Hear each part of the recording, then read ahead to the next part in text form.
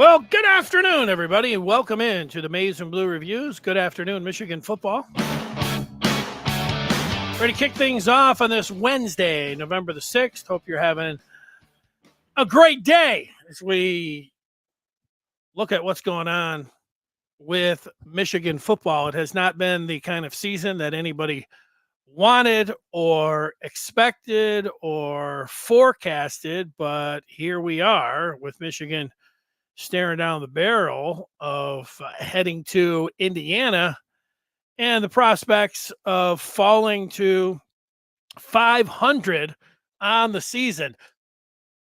None of that's fun to say, but we'll talk about what it all means and what now for Michigan as they look. They have their 3 games remaining. Look at those 3 games, and then last night those college football rankings came out. Give you some thoughts on that. I had a few as I watched it.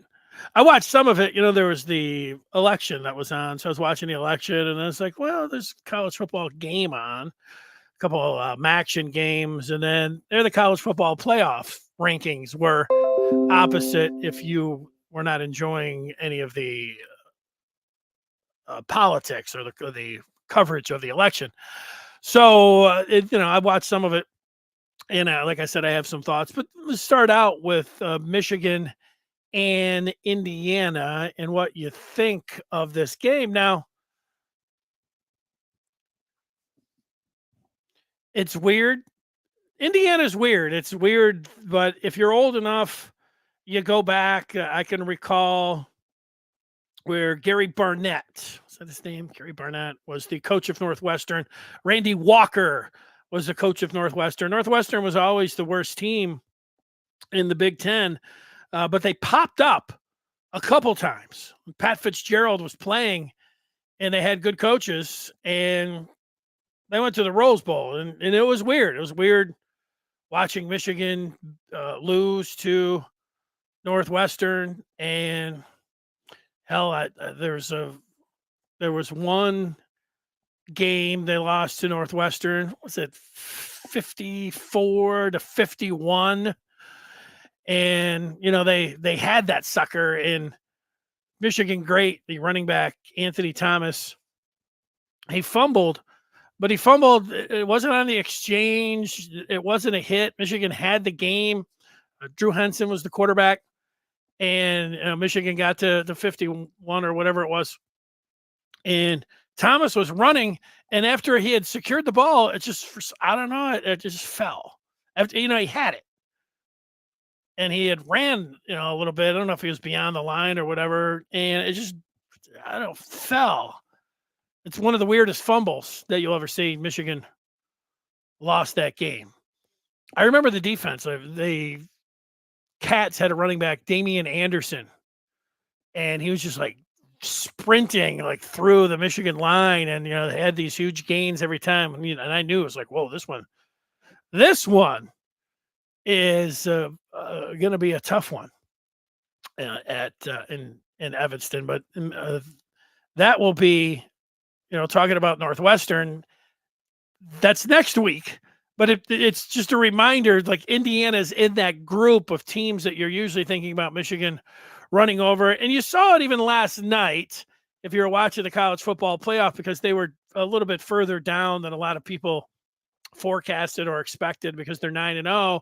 And this is disrespect for Indiana. And I'll get to some of those reasons there, and you understand it. You put it all together, and the college football playoff rankings at this early is, shaky. It's there just to kind of fire you up and get some interest. I've never watched one of those college football ranking shows, and even though I looked at it and said okay, nobody's ever like great, just perfect job by the committee. Boy, these guys are just like right on top of it. There's no controversy. There's nothing to talk about. It's just beautiful. Somebody's always fired up about that. And if you feel like you're disrespected anywhere, that's where it is going to fire you up. But so you've got Indiana, and if you're a Michigan fan and you look at it, well, they haven't played anybody. does Michigan really have a chance? I have found this year, all year long, that Indiana, they of course have been surprising me. And then, I kind of jumped aboard and was picking some of the Hoosiers games. Their offense looked really good. And I was like, I'm going to the over, and I'm picking them to beat this team, picking them to beat that team. And then it got to Nebraska, and I thought, well, this number is getting a little inflated. I'm going to pick against them. And then, they killed Nebraska. Then I, for some reason, thought that Michigan State would keep it close, because I thought that is Indiana at some point they're just not going to have a great game. And I thought last week's spot was going to be one of those games that Michigan State could jump up and at least keep it close. And of course, it looked like I was pretty smart when it was 10-0 Spartans. I was like, who saw this game? Who had this one dialed in perfectly? Me. And then, 50 unanswered or whatever it was by the Hoosiers. And so that brings us to where we're at now. In the years prior to this one, I've always felt that I had the best grasp on how Michigan would do heading into a season, certainly heading into a game. Felt like I had the temperature, and I always pick it right. But I felt like I probably have a pretty high percentage of being able to pick Michigan against the spread, all of that straight up. As good a record as probably anybody until this year. My record has been terrible, and I just have not been able to make the right pick when it comes down to Michigan. I thought Michigan would lose to Texas, but I thought that they would stay within the 6 or 7 points or whatever it was. And I knew that was wrong after the first drive, that, the Longhorns, so they missed that field goal, but then it was all over pretty quick there. I thought the same thing last week. I thought, Michigan 14.5 points. I thought they would be able to hang with Oregon, but that was, I feel, in the end, if I had bet that,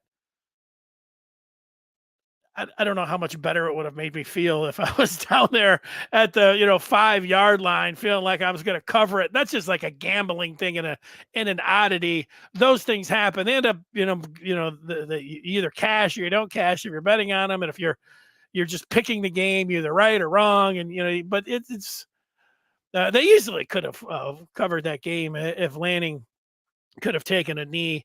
I don't take any offense to that. Now, if Sharon Moore next year or the following year, and he gets into a spot where he gets down to the 5, do I think that he will remember that? I think so. I think he'll say, go ahead, guys. Let's just go ahead. Let's not worry about anybody saying that we're running up to score.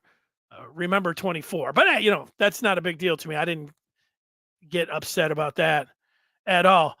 It gave me something to root for. I was rooting for Michigan to stay within 14.5, and then they didn't. And then, my record overall took a hit.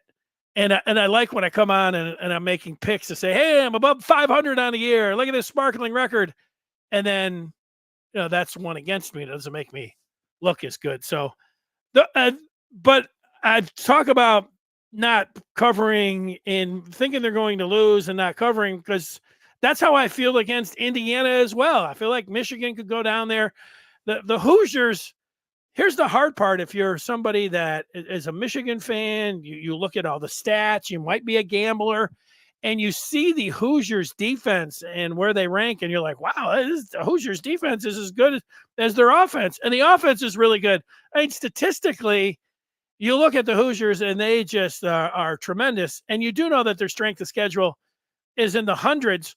But if you look at last year when Michigan, heading into playing Penn State, then you could really even say after Penn State, Michigan hadn't played anybody. Michigan had all these superlatives. They were, top 5 offense, top 5 defense, and they're just killing everybody. And nationally, everybody's like, yeah, Michigan hadn't played anybody.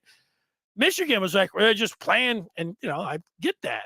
They were just playing who was on the schedule in front of them. And as we have talked about over the last few years, people, they didn't care that the non-conference schedule was really light and it was the really easy games. People, more people and a surprising result, seem to like having just the easy games than playing somebody like Texas. That's always surprised me, but uh, people like winning. That doesn't surprise me, and in the end, that's the thing. So, what am I thinking? So, I just thought I would say what a loss would mean to me, and I think what it would mean to you. What a loss would mean to, and then what a win would mean as Michigan goes to Indiana, 3:30 coming up this Saturday. A loss would be a continuation of last week. Whoever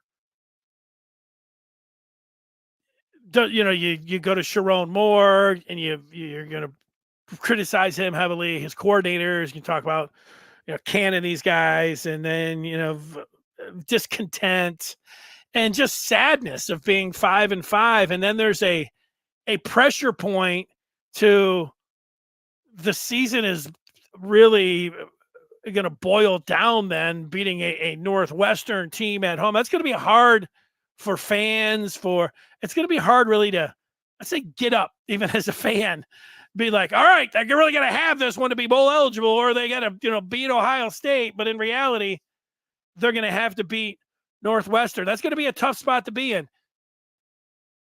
And then Michigan fans will be mocked about, oh, you really, dialed in against the Cats or anything. It's going to be a tough spot if Michigan loses this game. That's just what it is. And it's just part of being a fan. You can say, I don't care that people are, telling me about I'm interested in Northwestern. Well, I mean, that's part of being a fan. Not everyone's like this, but the majority of sports fans that I run into, they enjoy winning. They also enjoy losing their rivals losing. It is as much fun to enjoy the win as it is to laugh at the team that is your rival and their fans being so frustrated and angry. I mean, people love it. I saw it this week when people were considering, there was a question on the Maize and Blue review about which you would vote for. Would you vote for Michigan beating Ohio State and losing out on Bryce Underwood? Or would you vote for Michigan? Would you vote for Michigan losing to Ohio State but getting Bryce Underwood? Or would you vote for beating Ohio State and losing out on Bryce Underwood? I mean, you can understand the question there. And of course, you'd want both. But that's not the point of the question. The point was, which one would you pick? And I thought about it a little bit, and I picked beating Ohio State. And when I looked at people's comments, most of the people said the same thing as me, that they would want the Ohio State victory. But most of them said the reason that they would want the Ohio State victory is just to see the pain from their fans, just to see the Columbus faithful have to look at their team and deal with their 4 straight loss, the whole thing. Almost every person mentioned that. And so that, people are going to be coming after you if it's about, getting bowl eligible and playing in the Pop-Tart Bowl or staying at home for, God forbid Michigan loses to Northwestern. So that's it. I'm rambling a little bit there. That's what a loss would mean. A win helps your state of mind. Yeah, it wouldn't be good for Indiana and their college football playoff hopes to lose to Michigan, but who cares? I mean, we're talking about Michigan here and what it would do for you as a fan. You're bowl eligible. You don't have to have the game against Northwestern, and then it'll be the home finale for Columbus, and you're feeling good because you got that win last week, and then you get 2 in a row, and then there'll be a little bit because your state of mind, you're not so wanting to pull your hair out, and you get 2 in a row. There'll be some of those rumblings of, wouldn't it be great to beat Ohio State? Maybe they can do it. Look at you, you'll feel it. You'll feel it a lot more than if they lose to Indiana and just, whatever they do against Northwestern. You'll feel like Michigan's got more of a chance to beat Ohio State if they win 2 games coming in. So it's a state of mind victory. What does it mean overall? You get the 6th win, which makes you bowl eligible. And then the Northwestern game, I would just recall of so many season finales myself is the last home game of the year. The tailgates are great for the opener, always. Tailgates are great. People's menus, they usually bring it really strong on that last, the season finale at home. Great tailgates. That's what it means to me, that, and wow, the season went by really fast. And that's another thing is I'm just, just talking top of mind. It's something to remember because we are moved on to next season because Michigan has not had a good season. And what you do about moving on to next season, most people have thrown themselves into recruiting. And if you're not somebody that's into recruiting, why they do that is it's a good distraction. And then with Michigan looking like they have made a change in their approach in recruiting, wherever it was over these last couple of years with NIL, it's moved into a different spot where they're in the pay to play, they're in the money up front. And that's a change. I think it's a good change. It's an interesting change. And it's really a tantalizing change to see what kind of success Michigan has now that they're going to be able to, in addition to talking about playing time and the great stadium and amazing and the education, it's nice, and everything that Michigan offers, they're also say, okay, here's a big bag, and they drop it. Whoa! So it's really, I mean, it's got it's fun.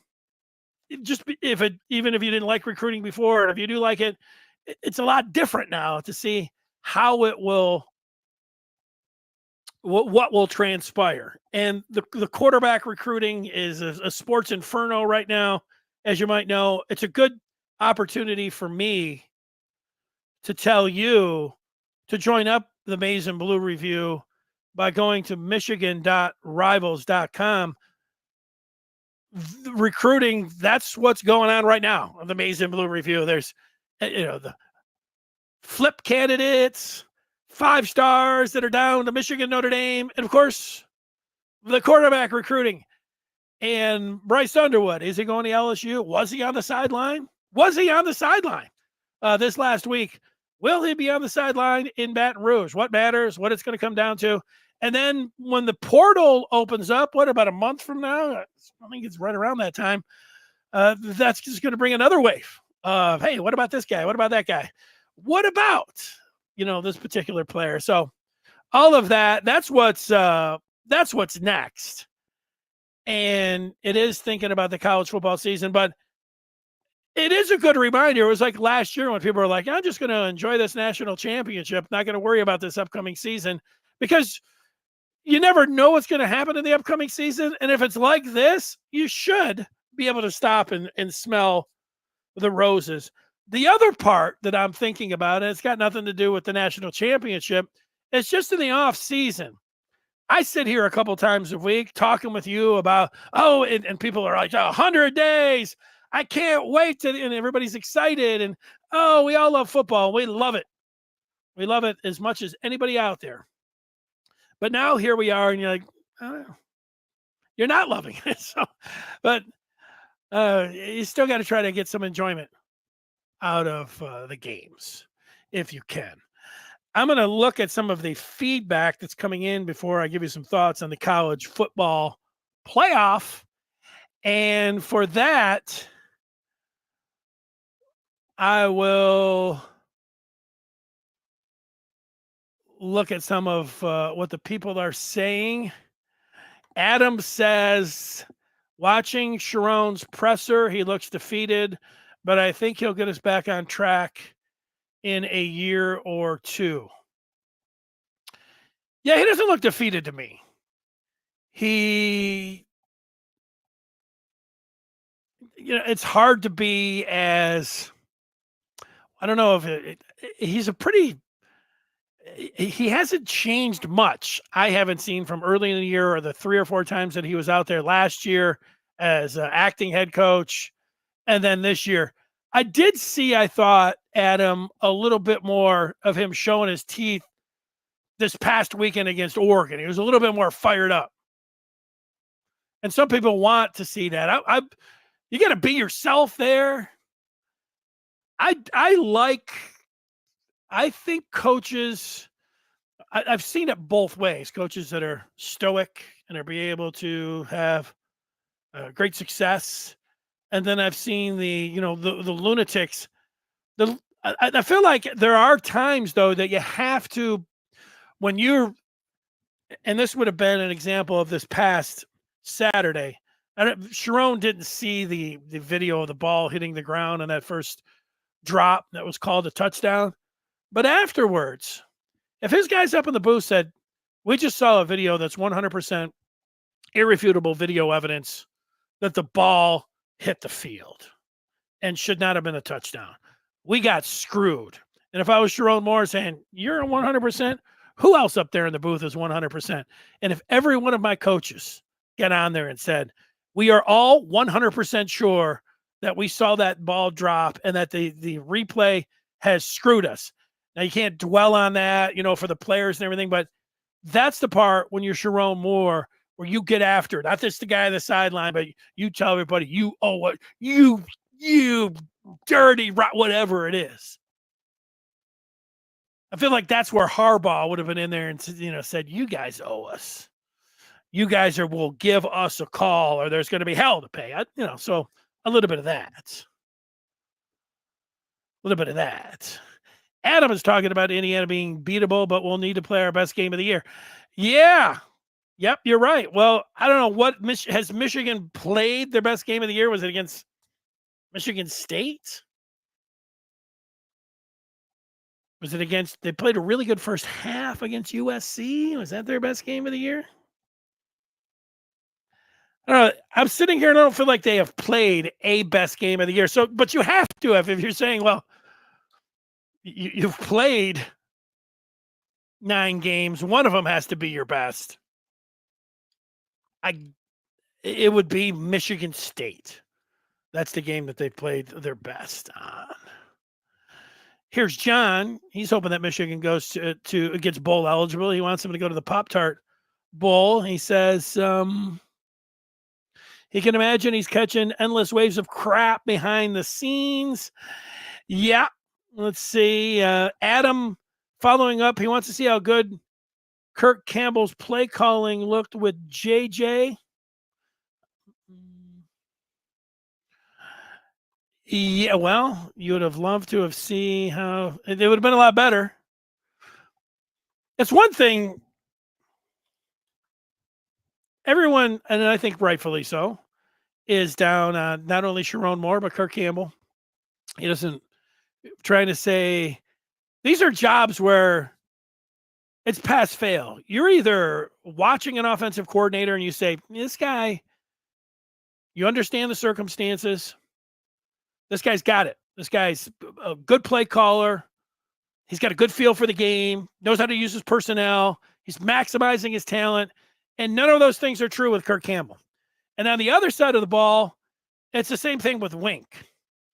And with Wink, having been around the block so many times, it feels a little bit like arrogance at times from Wink on what his approach with. Neither of those guys get a passing grade. None of the big three. We're talking about the coordinators and Sharon Moore. I would like to see a full game. That gets back to what would a win mean. If a win where you got both the offense and defense playing well, it would be such a different feeling from last week where the players hung in there and the coaches had their worst game of the year. Sharon Moore had his worst game as a head coach, and I don't know, Campbell's had a lot of, and so is Wink had a lot of negative performances or bad performances. But the coaching, they looked like credit to Oregon, but they looked like a bad outfit, not a really well-run outfit. And so that would be a good thing. Now, if you're somebody that's really down bad, when they say you're in shambles as a fan base, that's where you start getting where people pop up and say, I hope they lose because I want to make sure they fire Kirk Campbell. I'm not, in that spot yet. I would like to see Michigan win the game on Saturday. I would like to see the everyone's state of mind and feeling be up for, even if it's just going to be a week or 2 weeks against Northwestern before they play Ohio State. That's what I would wish for. Not boy, I hope Wink really just gets. I hope Sick Daddy puts up a double nickel on him. No, I don't want to see that. I'm not in that spot. Dave, it's always a part with him. I don't get that, Dave. Did I miss another bit of feedback? You'll have to follow up there. Talking about Pat or some other Caputo. What bothers me is it never seems to fall. The other state is in the top 10 once again. What bothers me is never seems to fail. Sorry, I better get my glasses. Never seems to fail. The other state is in the top 10 once again. What's the other state? Ohio State? Hadley. Sorry. I'm having a tough time today comprehending the feedback. Is this David Warren's first road game as a starter? I want to see Warren air it out. They have the receivers to throw it 30 yards or more because the running game has stalled big time. Well, he started the first 3 games of the year, and then this will be his first road start. You're right about that. As far as him airing it out or the ground game stalling out, I would like to see a competent passing game. I would like to see both. I would like to see an effective offense. I would like to see a coordinator using his talent. There have been times, and it's might be a little selfish for me. I would just like to see Warren not have to deal with looking over his shoulder about orgies coming in. Here he's coming in on a first down at the 45 in the second quarter. Here he is coming in for one play on first down inside the 10. I would like Warren to get all the plays. That's what I would. But I've been singing that tune for a long time. Let's see what he can do when he's the quarterback and he's allowed to get all of the snaps. That's what I would like to see. I don't know. You say they have the receivers to throw it 30 yards or more. I was one that wasn't as down on the receivers, and I'm not, so everybody's down on everyone. I wasn't, when Orchie was the quarterback, people were down on the receivers, and I'm like, well, what? Is he even throwing it? He's not throwing it to the receivers, and sometimes, the ball's going over their heads 10 yards, and people are like, oh, these damn receivers. Huh? But then, Tyler Morris, he needed to grab that one in a big spot, and he wasn't able to do it. So, I'm not sure you say they have the receivers. Andre's on the question, Underwood or beating Ohio State. He wants Underwood. Adam wants Underwood.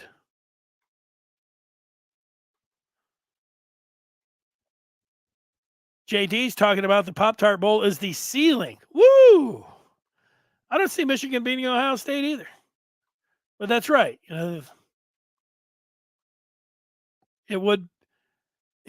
I've seen seasons in the past where you had a 4-loss seasons, and I know this one, could be more heading into that game. But beating Ohio State, does wonders for you. I can tell you that much.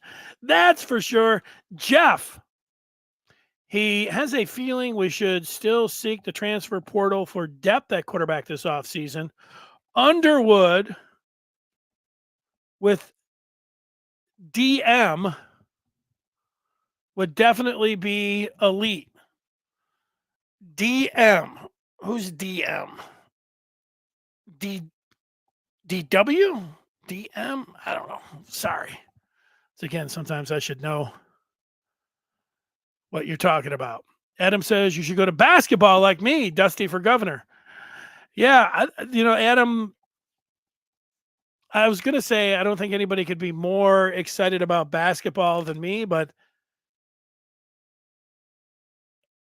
I'm not going overboard with Dusty. I feel like I've got the requisite amount of energy and excitement for the upcoming season where Michigan started out on the right foot going 1-0. Actually, they couldn't have played any better than they played in the opener the other night, Monday night. But and this is not to, point, rain on anybody's parade or anything else. You got to give it a little bit of time before declaring everything. People like to, and I do the same thing. We all make our predictions and everything else. But last year, Michigan played Michigan basketball under Juwan Howard. People that are, and I get, again, they look good. They're doing this, they're doing that. Michigan looked great in their opener last year. They looked great in their second game. They looked great in their first road game when they went to Madison Square Garden. They were great in their first 3 games. That was the highlight of the season, and everything went downhill there. So it's a little bit when people are like, Dusty's the next Kurt Signity, Dusty's all, yeah, it's good so far. And what am I tell the fans? Put everything in context. Now just run wild with it if you want. Go ahead and do it. That's good. All right. Thomas wants to know how teams are running on Michigan so much with Grant and Graham and then Barham. Well, I don't know. Barham, I would take him out of the equation. I don't know. The Michigan linebackers, I don't think have had a great season. I don't even know if they've had a good season. They've had an okay season. And so it's great to have 2 outstanding players at defensive tackle, but you can run away from those guys. I feel like the number one reason that Michigan's defense hasn't been as good as their scheme or Wink Martindale, which would be Wink Martindale. I do feel like it's Wink Martindale that has let the Michigan defense down with how he changed everything from last year, and it's created confusion. It's had players in the wrong spot, and the players haven't been able to grasp onto his concepts or his verbiage, and it's cost them. Overall, that's what's happened with the defense. And so it's important to know your keys and know your spot and to feel confident in what you're doing out there. And they're not always taking the right angles.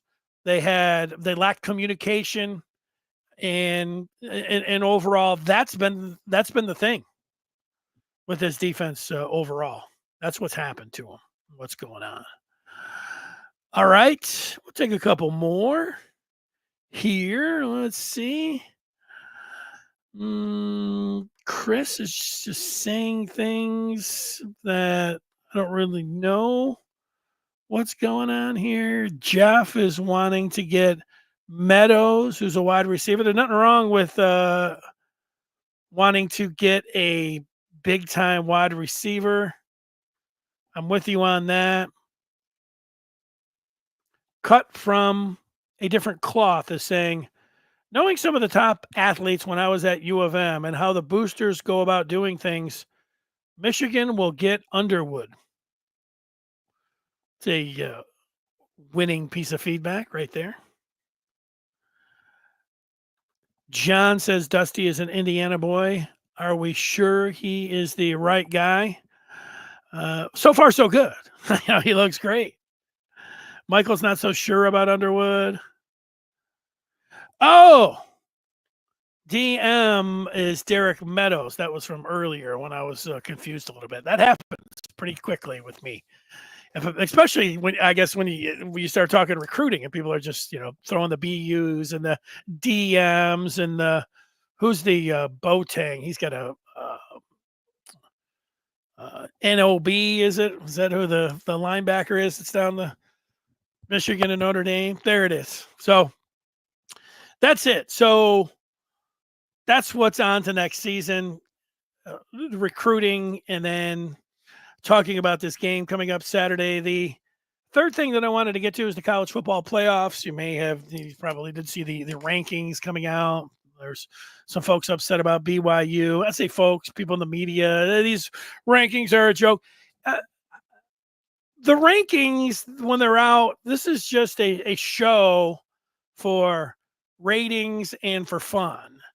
And I wouldn't take it. I mean, we take things seriously, especially if our team is in there, but you can't take it too seriously. The first one, there's so much that goes on still with the games that are being played. I had to turn it off when finally I've got Heather Dinich up there saying, "Well, yeah, this is probably going to have." She takes three things that are probably going to happen, and then she's got another three things down here. She's going through six scenarios, of things that are, all those six things aren't going to happen, Heather. But again, it's for fun, it's for fodder, it's for ratings, and you can't take it all too seriously when it comes down to that. But look, I get why they do it. If they didn't do it, somebody like on a podcast like this would be doing it, and then people would be entertained by it, or could be if they're talking about the right things. So, but a couple of things that I took away for the 12 teamer. When there were just 4 teams, it does add to so many more different scenarios, and it is still. I thought it was going to be a success. The folks that were like they didn't like it because the travel or the conferences together now and it's ruining college football. I haven't felt that at all. I love the matchups with the Big Ten, and then the other thing I like, it's like the LSU Alabama game. Both teams with 2 losses. In years past, this would be like, this game doesn't mean anything. This game means everything. These games, there's still only a finite number of spots, and it's been fantastic if you're a college football fan. Now, look, Michigan's not in it, so a lot of it's like boo-hoo. I get that part. I'd trade everything. You go back to a 4 team. If Michigan was in the mix, that's not really the question. But I understand people boo-hooing things and wanting to tell ESPN to go jump in a lake and all this because you're just mad about Michigan's season. I get that. I feel that part, but Indiana is got a strength of schedule in the 100s. And what does that mean? They've got Michigan. If they get a chance like Oregon, where it's late in the game, they're going to try to tack some more points on Michigan. That doesn't mean that Kurt Signetti's a jerk and a bad sport. It means that, he's trying to get some style points. And the chairman of the selection committee, Ward Manuel, talked about the eye test a few times. When I read some of his quotes, I didn't actually see Ward being interviewed, but I read some of the quotes. Eye test is important. So what's more, you don't think all of these guys, I see these guys sitting in the selection room, sitting around just eating a lot of, catered food with their feet up, maybe drinking a couple 7-7s, just having a great time, high on the hog. Woo. They're not watching 20 football games from front to back. They might have a few on, and they're just shooting the breeze. Nobody's watching 20 football games. I think you get this idea that these guys are grinding out, taking notes on every single game. Can you imagine? These guys are there to eat and drink, and this is just a perk. The college football selection committee, sure, I think they take it seriously. They got their computers out, and whatever. You might, be a big these guys could do. They can't do whatever they want, but I'd say this: it's a good reminder to you when you have something like this.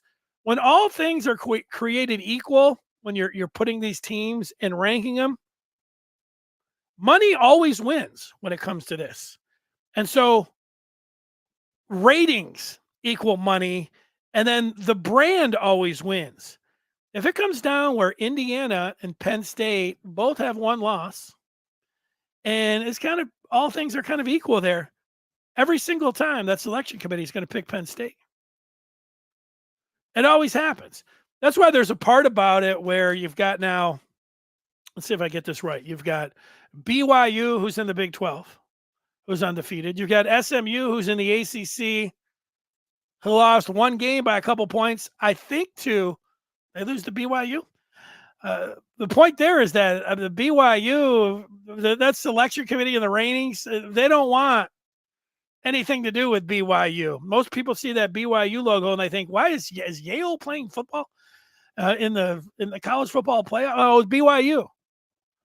SMU is in the ACC. If those two win it, they get automatic bids. Could you imagine BYU and SMU having the automatic bids and the bye then that goes along with that? And then Boise State, who's going to be that group of five, likely right now. I know it sounded like Heather Dinich already putting them in there, but you could have three teams that nobody's going to care about. I know you like and we always talk about the underdog, but the committee doesn't want that. The TV networks don't want it, and mostly the fans don't want it. They say they want it, and it's nice to have different teams in there, and you automatically get your underdog by the group of five team that gets in there. Somebody's going to get in Boise. If you talk to 100 just college football fans, ones that don't talk about their favorite team, you say, "Hey, what was your favorite bowl game of all time?"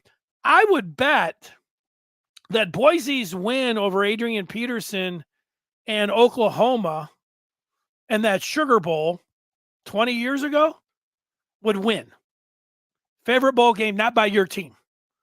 Now, yeah, there's a lot of championship games that I would think of. I would think of Texas and USC. I would think of Clemson when Deshaun Watson was there, and against Alabama, and I would think Alabama and Georgia. I mean, those championship, but maybe if I took the championship game out and then your favorite, what are the other favorite bowl games? The point is, I think Boise would win that one. So the underdog factor is nice, but I don't think you want too much of it. And so maybe you'll want to, if you are somebody you vote for, or you want BYU to win the Big 12, you want SMU to win the ACC, and you will then get Boise, and you'll get three of those teams in there, and there we go. It'll be interesting. So that's what I got. I'll take a couple final questions here to see where you are at. Michael, 12 teams and morale, it's pretty sad. Well, you know what, Michael? Let me ask everyone a question right now. How often, as a Michigan fan, do you think that the Michigan football team should make the college football playoff? My answer is, why don't I write my answer in, and I'll let a couple other people write their answer in. Oh, I was waiting for this day. I had a loose screw and my favorite glasses. And I was like, I better tighten that down because it's going to fall. And it just happened. All right. Let me answer the question. How often should Michigan football make the 12-team college football playoff? Let's see what. Oh, I put I guess if I just type it in like that, you're going to see it. My answer is every year. Every year, Michigan should make it. So that's why Sharon, being in his first year, is obviously not a very good start for him. And he'll get an additional year, maybe two. But let's just say Michigan doesn't make the college football playoff next year. They're going to be, I think he'll get three almost no matter what, talking about Sharon Moore. But people aren't going to be happy, and they'll be putting him on the hot seat, and they'll be calling for him. I don't think it'll be realistic, but there'll be plenty of people that will be calling for him to be removed. Hell, there's some people that are calling for him to be removed now, considering the team that they had. That's not realistic. And it's not going to be realistic next year, but, the chirping and the bark, because Michigan is expected to be in the college football playoff every year.